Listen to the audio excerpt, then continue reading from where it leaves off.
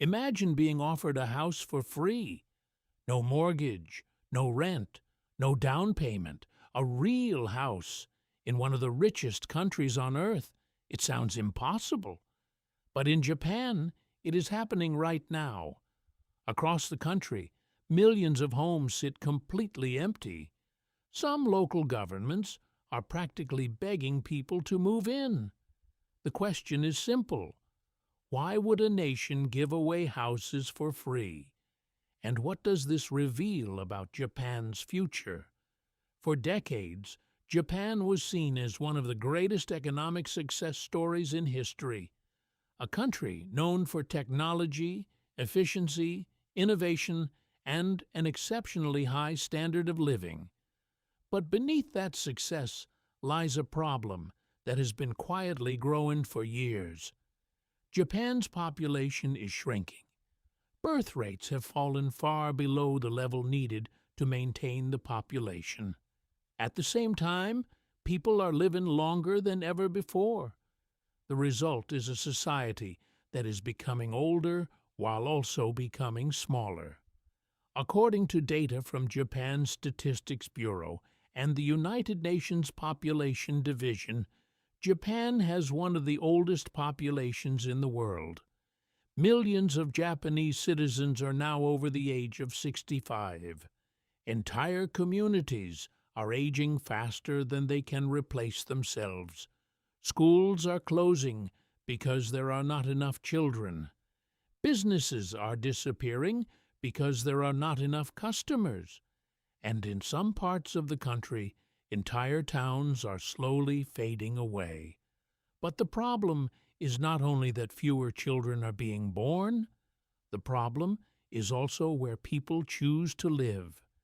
Young Japanese workers increasingly move toward major cities like Tokyo, Osaka, and Yokohama.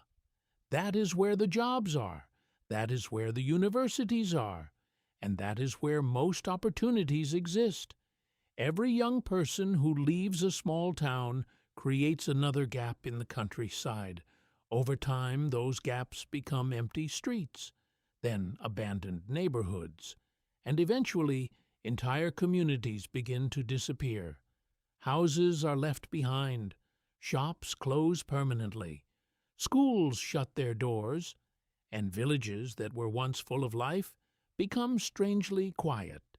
This is where a uniquely Japanese phenomenon begins. In Japan, abandoned homes are known as akiya.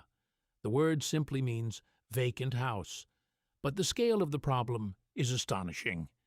Today, there are millions of empty homes scattered across Japan. Some are located in remote mountain villages. Others are surprisingly close to major cities. Many were inherited by younger family members who had no interest in living there.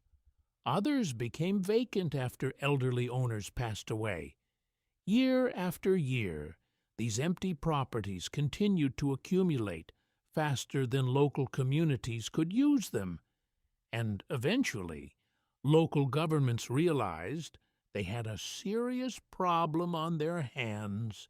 As the number of vacant homes continued to rise, local governments faced an unexpected challenge. Empty houses are not harmless. They deteriorate. They attract vandalism. They become safety hazards. And they often reduce property values for nearby residents. Maintaining abandoned neighborhoods costs money.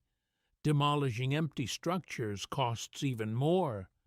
For some municipalities, keeping these houses occupied became a matter of survival. That is when many local governments began creating what are known as Akiya banks. These are online databases where vacant homes are listed for sale at extremely low prices. Some properties are offered for only a few $1,000s. Others are sold for symbolic amounts, and in rare cases, homes are effectively given away for free. At first glance, it sounds like an unbelievable opportunity, a free house in Japan. But there is something important that most headlines leave out. There is usually a catch. Many of these homes require extensive renovations. Some have been abandoned for decades. Others need structural repairs, plumbing upgrades, or complete modernization, and many are located in regions where jobs are scarce and populations continue to decline. Mover into one of these houses often means accepting a completely different lifestyle, far from the bright lights of Tokyo, far from large companies, far from the conveniences that most people associate with modern Japan. Yet despite these challenges, interest in IKEA properties continues to grow. Remote work has allowed some people to reconsider where they live. Foreign buyers have also begun exploring these opportunities, and local governments continue searching for ways to bring life back to communities that are slowly disappearing. But the free house phenomenon is not really about housing. It is a symptom of something much larger: a shrinking population, an aging society, and a country trying to adapt to a rapidly changing future. Japan is not alone. Many developed nations are beginning to face similar demographic challenges: lower birth rates, older populations, and increasing pressure on rural communities. Countries across Europe, East Asia, and even North America are watching these trends closely. The question is whether Japan can become a model for solving these problems, or whether it is simply the first nation confronting a challenge that much of the developed world will eventually face. Millions of empty homes, entire towns fighting for survival, and a country searching for answers. Japan's free houses may sound like an opportunity, but they are also a warning, a glimpse into a demographic future that could reshape societies around the world. If you enjoyed this documentary, subscribe to Behind the Map, because sometimes the most important stories are hidden in places the world has already forgotten.